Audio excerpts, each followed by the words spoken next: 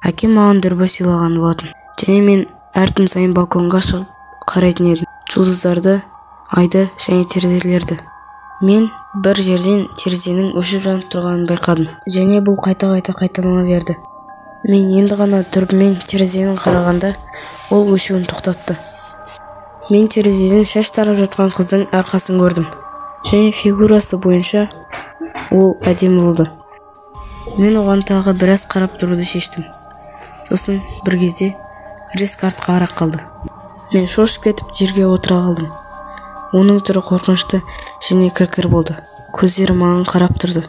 Қорқынышты күлкі, үшкір тістері қорқынышты толықтырды. Ол жаман түрмен терезеден кетіп қалды. Мен перденің ар жағында тұрып, енді не болатынын күттім. Ол подъезде болды. Және саттан түсіп келе жатты. Ол маған қарай келе жатты деп ойлаймын. Мен оның саттан түсіп келе жатқанын көрдім. Және оның қорқынышты түрі әлі маған қарап тұрды. Ол есіктен атып шығып, маған қарай келе жатты.